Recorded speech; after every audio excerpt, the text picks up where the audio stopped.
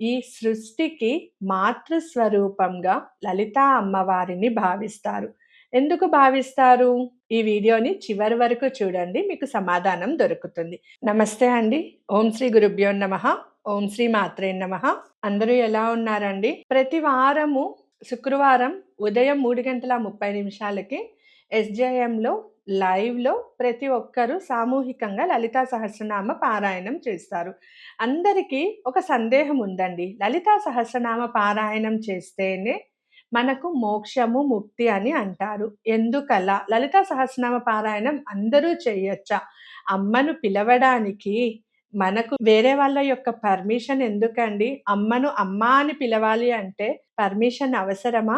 ఈ సృష్టికి మాతృస్వరూపంగా లలితా అమ్మవారిని భావిస్తారు. ఎందుకు భావిస్తారు? ఈ వీడియోని చివరి వరకు చూడండి. మీకు సమాధానం దొరుకుతుంది. అలానే లలితా సహస్రనామం చదవాలి అనుకునే ప్రతి ఒక్కరికి మనసులో ఉన్న భయాన్ని కూడా ఈ వీడియో తొలగిస్తుందండి. ఈ వీడియో మీ అందరి కోసము, లోక కళ్యాణం కోసము. ప్రతి ఒక్కరూ లలితా సహస్రనామ పారాయణం చేసి అమ్మవారి కృపకు పాత్రులయ్యి సన్మార్గంలో నడవాలి అన్న ఒక చిన్న సదుద్దేశంతో, గురుదేవుల అనుగ్రహంతో ఈ వీడియోని మీ ముందుకు తీసుకొని వస్తున్నానండి. ఈ సృష్టికి మూలం ఎవరు అంటే మీరేం జవాబిస్తారు? చెప్పండి. కమెంట్‌లో తెలపండి ఏం జవాబిస్తారో. అందరికీ ముందుగా గుర్తొచ్చేది దేవుడు అని జవాబిస్తారు. భగవంతుడు అని జవాబిస్తారు. మరి ఆ భగవంతునికి కూడా ఒక రూపం కావాలి కదా! ఆ రూపం ఆవిర్భవించాలి అంటే ఒక మాతృస్వరూపం కావాలి కదా! అందుకే సృష్టిని మాతృస్వరూపంగా ఉన్న లలితా అమ్మవారిగా భావిస్తారు. ఆ అమ్మవారి మహత్తుని తలుచుకునేందుకు, ఆమెను ప్రసన్నం చేసుకునేందుకు లలితా సహస్రనామం సాధకులు ఒక గొప్ప సాధనగా ఎంచుకుంటారు. అమ్మవారిని లలితా త్రిపుర సుందరిగా పేర్కొంటారు. త్రిపుర సుందరి అంటే ముల్లోకాలలో అందంగా ఉండేది, ఆనందాన్ని పంచేది అని అర్థం. కానీ త్రిపుర అనే మాటను 3 కాలాలకు, 3 స్థితులకు, 3 శక్తులకు ప్రతీకగా పేర్కొనవచ్చు. లలితా సహస్రనామం ఆరంభంలోనే మీకేమొస్తది?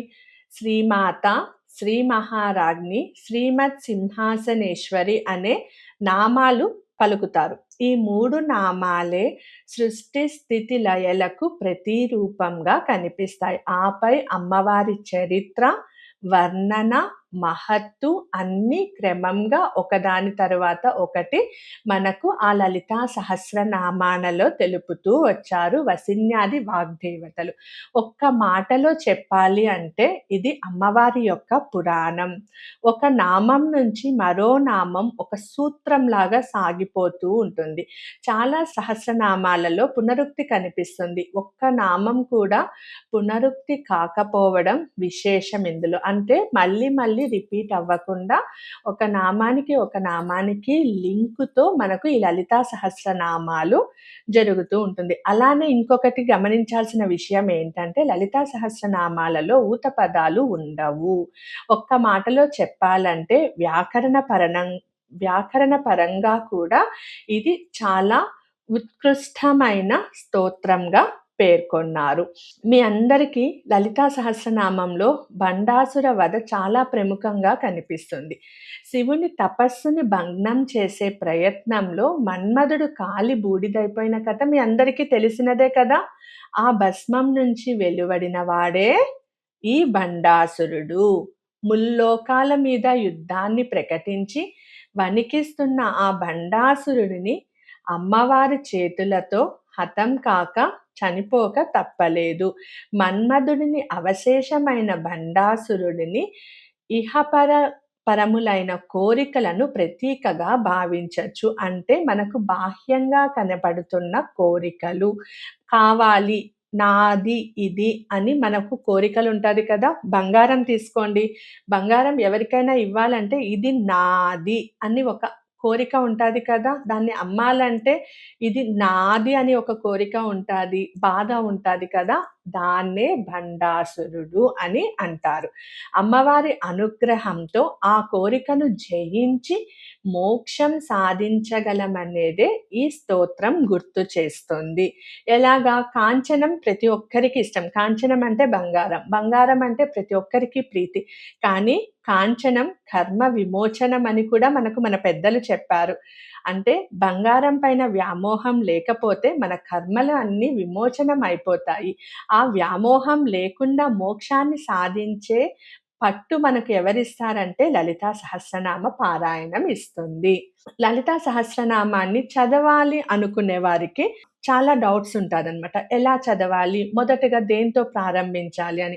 చాలామంది లలితా సహస్రనామం చదవాలి అంటే ముందుగా గణపతికి ప్రార్థించి, ఆ తరువాత ధ్యానం, అంగన్యాస, కరన్యాసాలు, పంచపూజలు, ఉత్తర భాగము, సహస్రనామ స్తోత్రము, తరువాత పూర్వపీఠికను చదువుతారు. అవునా? కుదరని పక్షంలో కేవలం ధ్యాన శ్లోకాలు, సహస్రనామాల వరకు పఠించినా సంతోషమే.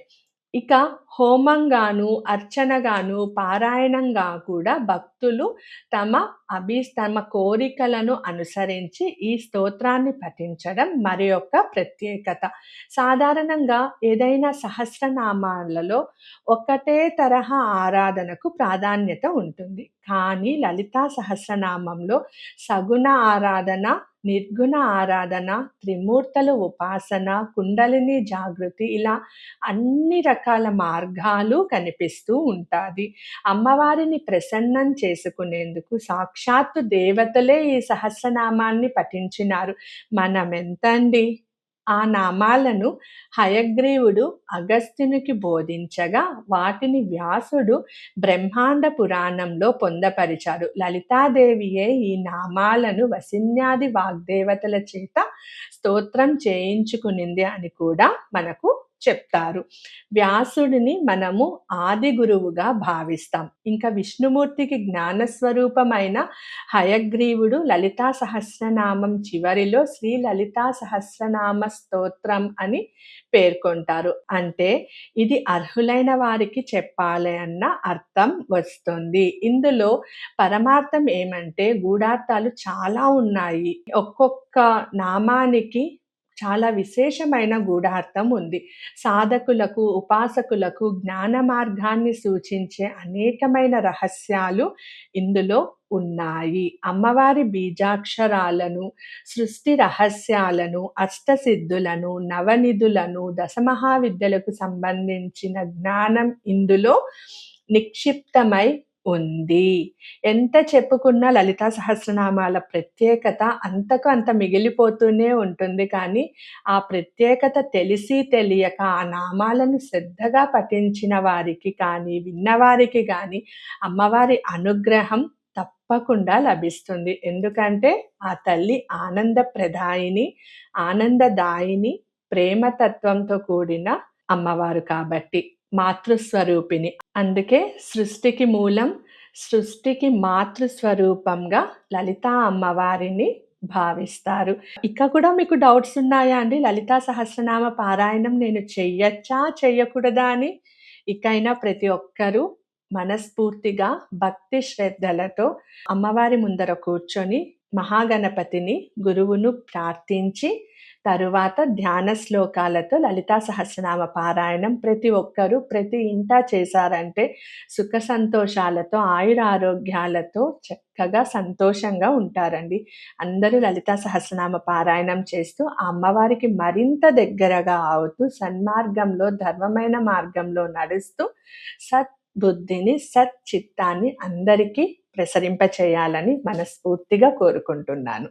అందరికీ ఆ అమ్మవారి కృపా కటాక్షాలు మీ అందరిపైన ఉండాలని కోరుకుంటూ సెలవు తీసుకుంటున్నాను. సర్వే జన సుఖినో భవంతు. ఓం శ్రీ గురుభ్యో నమః.